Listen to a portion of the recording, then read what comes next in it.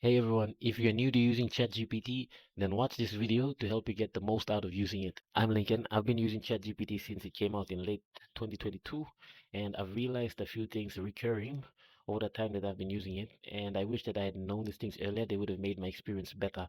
And today I'm going to share those things with you. I have 3 tips to share because ChatGPT is a tool, and like any other tool, the more you know about the tool and how to use it, the better the results you can get from using the tool. So enough talk, let's jump into it. Here are the 3 essential tips for new ChatGPT users. Tip number 1, the quality of the output depends on the quality of the input. So how well you talk to ChatGPT, that's why it's worth investing into learning what goes into a good prompt, how it's structured, and how you can write one. So if you can watch a few YouTube videos and read a couple articles, it's going to pay in the long run. Let's look at an example. In this case, I'm looking for a synonym for the word worried. So I've prompted GPT another word for worried, and the prompt is short. GPT has also given me a short response with 7 words. And you compare the first prompt with the second one. The second one is obviously longer. Plus, I've given it context of how I'd like to use the word. And I've also given it parameters for how I'd like it to respond. So already from that, you can see the response is better quality. It's the difference is night and day. And the difference is between the prompts, the first prompt and the second prompt. So it's just an example. It shows how you can get a better quality output just from what you say to GPT, depending on the prompt. So again, it's worth learning how to prompt GPT. The second tip is don't expect a 100% complete result, meaning that with the one prompt, don't expect a complete product to come from ChatGPT. However, it will do most of the heavy lifting for you.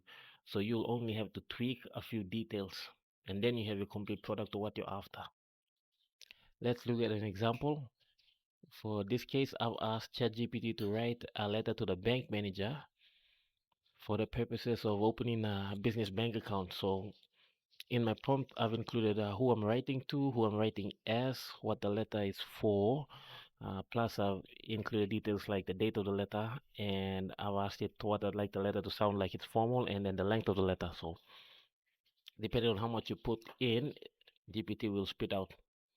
So this is what GPT has output. It's a standard letter, and so without you having to think about the body of the letter, what you're going to say, these are standard documents. So just by asking ChatGPT that, it's done most of the work for you, and you only have to tweak it. So the third tip is it's an iterative process, meaning that you'll have to refine your prompts as you go. Also, if you don't get the answer that you're after when you prompt ChatGPT, you might need to ask follow-up questions, and ChatGPT will remember your chat history, so you can keep going until you get the answer that you're after. Let's look at an example. In this case, I was trying to recall the name or the pirate name for Edmond Dantes, played by Jim Caviezel.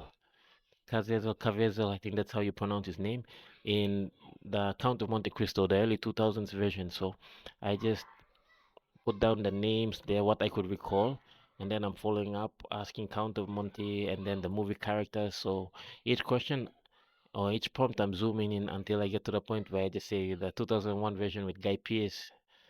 So GPT corrects me there saying 2002 film adaptation, and still no luck. I'm looking for pirate names. I'm trying different angles, and eventually I give up and I just tell GPT I cheat there by asking it just to do a web search, and it searched, and in the 2002 film adaptation, it's confirmed here that the pirate name for Edmond Dantes is Zatara and given by Jacopo. All right, and even stating the source there. So even though I cheated at the end, but you can get the main idea, the point. What I'm trying to get across is that by following asking follow-up questions, you get to zoom in on the answer that you want until you get it. That's a wrap. Thank you for watching. If you like the content, please subscribe to the channel. I'll leave you with this movie poster for Predator 2, and I will see you in the next video.